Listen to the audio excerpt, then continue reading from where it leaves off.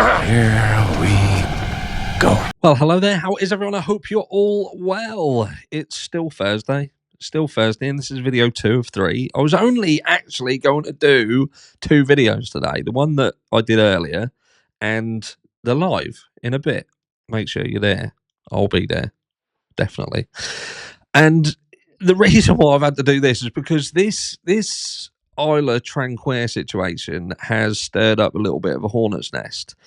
Because what Wax's video does is it forces people to fully listen to what had happened around the Jay Slater case. Now, there's a lot of people, and we see it all the time, there's a lot of people who form an opinion, and it could be against what the likes of me, the likes of Wax thinks, but they haven't taken in all the information. It's like they've done half a job. They've seen what they've seen and heard what they've heard, which isn't everything, and they've just formed an opinion on that.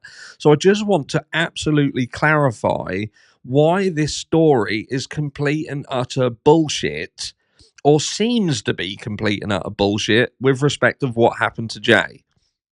What is very important to understand is the likes of Lucy, the likes of Brad, they apparently were not there. They didn't go to the Airbnb with Jay. They didn't go with him. Now, Lucy publicly stated that she had tracked him down, and when she'd tracked him down, Ayub and Rocky and Bullwinkle were shocked. They were shocked that they'd been found. They were like rabbits in headlights. And she stated publicly that they need to be questioned more. So that's an issue to me, because once you've committed yourself to, I'm not 100% sure if the story that they've told me is true, you open up a can of worms, and that can't, it's like trying to get toothpaste back into the tube once you squeezed out. That ain't going to happen. That ship has already fucking sailed.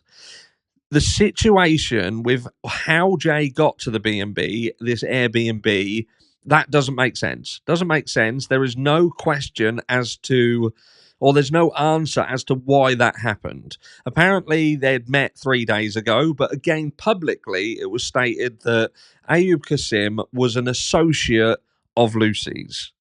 And Ayub Kasim himself passed Jay off as someone who he didn't know, but was someone who people he knew. He was friends of a friend. So Jay had not seemingly met them before, or certainly didn't know them for the same duration of time than his other friends. So there's a fracture between Jay and his interaction and how long he had known Ayub and, Rocky and Bullwinkle, how long he'd known them and how long someone else had known them. Now, we don't get a definitive name on that, but again, what with the reports that they were associates of Lucy's, it would lead you to believe that the relationship between Rocky and Bullwinkle and Lucy, and potentially some other person, maybe Brad, who knows, or others even, that was different to the relationship with Jay and Ayub. We then have this issue with respect of timings, okay? Because Jay Slater gets to this Airbnb, and there is only around an hour to an hour and a half between arriving and looking to leave.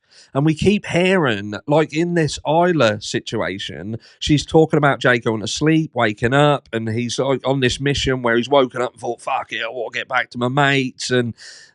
But it would appear that there wouldn't have been time for him to go to sleep. There would have been no time for that. And also, with respect of whether Jay was even at the Airbnb, we don't even know that, because the only people who confirm that are Ayub Kasim. That's the only person who's come forward sort of as part of this. I know you've got Rocky and Bullwinkle, and they're a bit of a duo, but in terms of the investigation and what we've seen in the media, is that Ayub Kasim, he arrived, he came alive, he left alive, which is strange. and that's all you've got. Yes, you've got this picture, this Snapchat picture, but that Snapchat picture isn't necessarily of Jay. There isn't anything in that picture that proves that it's actually Jay. We just have a picture that Ayub Kasim knew had been taken. Knew that it had been taken, and he almost tried to pass that off like, well, you knew it was all right. You knew he was here because you saw a picture of it. We've also got Snapchat pictures that are supposedly showing locations while simultaneously saying that a location wouldn't have been available for that person because they hadn't even been on fucking line for nearly 24 hours. And then you've got people reporting the stories when those stories are they're no more than people who have either got guilt in their hearts. They could have guilt in their hearts. They haven't necessarily done anything directly, but they are trying to back each other up. You've got Brad and Lucy who are clearly, extremely clearly, corroborating a story together. They're speaking together and they're covering. Brad certainly is trying to help Lucy, and again, that could simply be out of guilt. They feel guilty. They left Jay, and Jay got into difficulty with someone who they didn't necessarily know or fully understand, and he winds up missing and then dead. And they feel potentially responsible for it. That's all that story is, because unless they did do something nefarious, they did have more involvement, there was more to the story. You can't have your cake and eat it. If you want the Jay went to this Airbnb and the pushed narrative that he left there, he walked, he ended up in difficulty, then Brad and Lucy don't know anything. They don't know anything. And equally, if Jay went there and they'd left him and he'd gone to this Airbnb and something nefarious happened, they still don't know anything unless they were there. They're no more in the realms of knowledge than what Isla Tranquere is. They know what she knows. That's a fact. And with respect of even Rocky and Bullwinkle, they can't even say that nothing nefarious happened. They can't say that Jay didn't get into difficulty if their only interaction with him was to get him to the Airbnb and then fuck off to bed. And that small interaction in the morning when it was like, oh, I'll drop you off, mate. I'll take you back, but I'll sleeping. Even though I'm awake now, I'm going to go back to sleep. And then when I wake up, I'll happily take you. And then we've got this situation with the bus situation. Even if Jay would have taken this picture of the surrounding area and seen that this cafe existed and it was uphill, he's took half an hour, 45 minutes to get there. By the time he's got there, he then realises it's shut, say. What's his next train of thought going to be? Well, fuck it, I might as well walk back down the hill and get a bus now, because there's a bus at 10 o'clock. But no, we're supposed to believe that Jay Slater then decides, fuck it, I'm Jay Mears and I'm going to have it in the fucking mountains like some sort of Bear Grylls wannabe. And that's why this just doesn't make sense. None of it makes sense. None of it makes sense. And we're just being painted pictures by different people trying to push narratives. And there's two things. That is, either they don't know anything and they're trying to guess, or they know more than what they're saying and they're trying to cover each other's asses.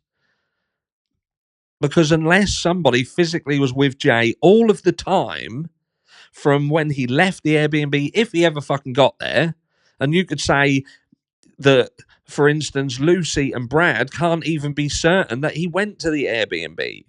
They could potentially be certain that they were told, which must have happened, for Lucy to have tracked them down. How the fuck did she track them down? That hasn't even been clarified. Anyway, the whole story that we're being told is BS. Total BS. And I can't say factual BS. All I can say is these are stories. These are versions of events that we're being told. And it's either to fill in gaps, cover each other's asses, or it's said out of some form of guilt, or they're covering something up. Let me know down below what you think. I'll catch you all in the live later.